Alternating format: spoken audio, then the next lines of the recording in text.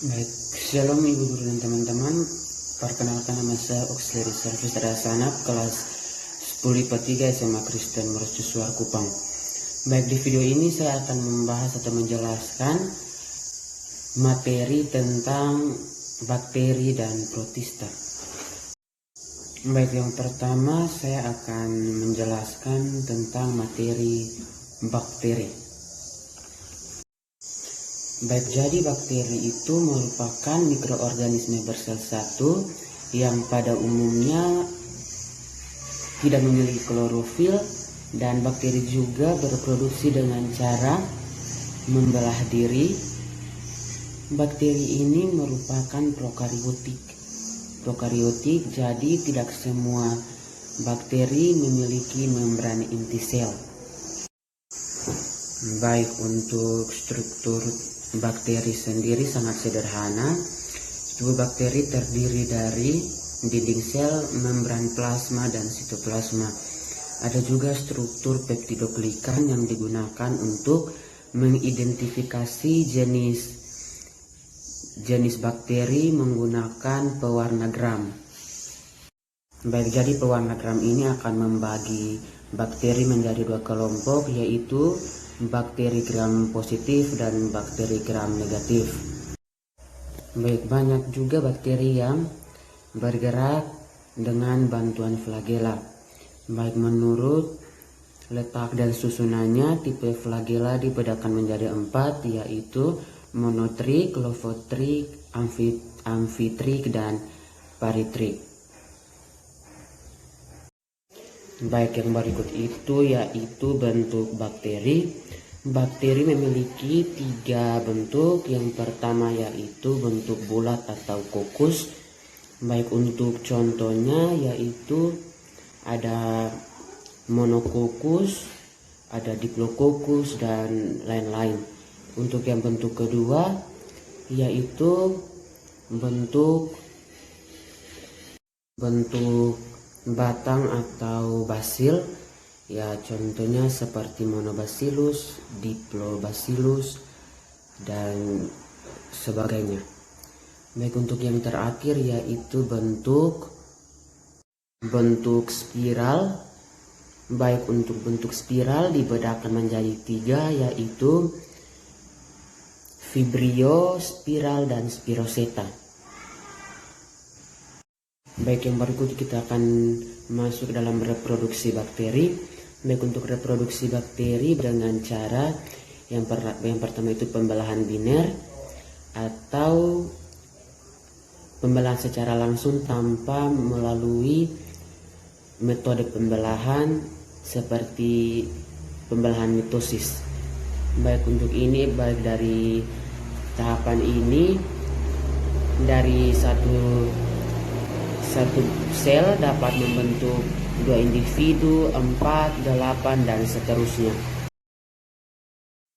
Baik, jadi bakteri juga berproduksi dengan menggunakan tahapan konjugasi atau penggabungan 2 sel.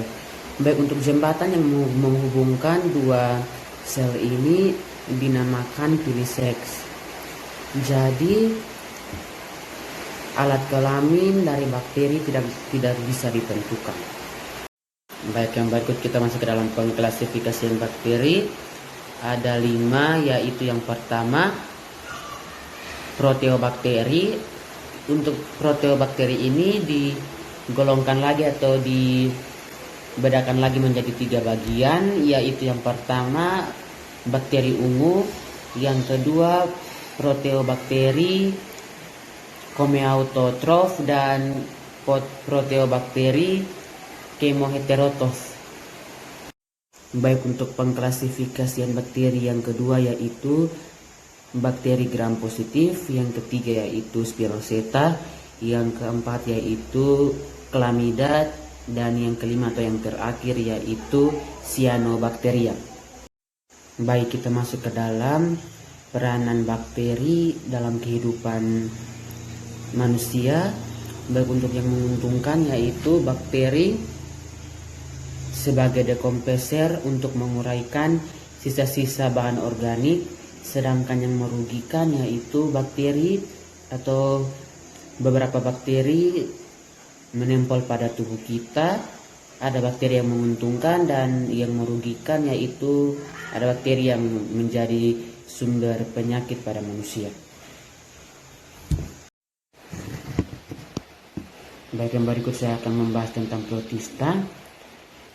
Baik, organisme yang termasuk dalam protista meliputi organisme yang telah memiliki suatu membran yang melindungi intinya atau biasa disebut eukariotik.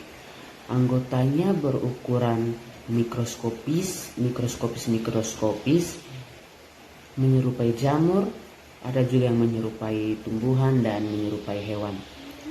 Hal ini didasarkan oleh ciri-ciri yang dimiliki masing-masing. Baik, yang pertama saya akan membahas tentang protista mirip jamur karena kesamaan ciri reproduksinya. Namun protista ini memiliki fase vegetatifnya dapat bergerak secara amoeboid seperti Myxomycetes dan Oomycetes. Baik, untuk yang berikut yaitu protista mirip tumbuhan karena memiliki kloroplas. Protista mirip tumbuhan bersifat fotoautotrof dan dapat mensintesis makanan sendiri selayaknya tumbuhan. Pigmen yang dimiliki ini digunakan seperti dasar pengklasifikasian ganggang, yaitu ganggang merah, dominasi pigmennya phycoerythrin, ganggang coklat didominasi pigmennya fucoxanthin, dan ganggang hijau didominasi pigmennya klorofil. Ganggang keemasan dominasi pigmennya karoten atau xanthofil, meskipun masih ada lembaran. Reproduksi aseksualnya dengan pembelahan sel, fragmentasi pembentukan zoospor, dan sedangkan seksualnya dengan isogami dan oogami. Beberapa jenis ganggang dapat dimanfaatkan untuk bahan agar-agar, bahan kosmetika, bahan obat, dan juga bahan peledak. Baik, yang berikut yaitu protozoa merupakan protista mirip hewan. Hal tersebut dikarenakan bergerak secara aktif dengan alat geraknya. Meskipun ada pula yang tidak bergerak.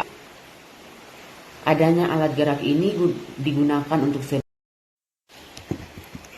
baik, yang sebagai dasar klasifikasinya yaitu Rhizopoda bergerak dengan kaki semu atau yang biasa disebut pseudopodia. Ada juga Ciliata yang bergerak menggunakan rambut getar atau yang biasa disebut cilia, dan Flagellata yang bergerak menggunakan bulu cambuk atau biasa disebut flagella. Dan yang satu lagi yaitu Sporozoa, namun yang terakhir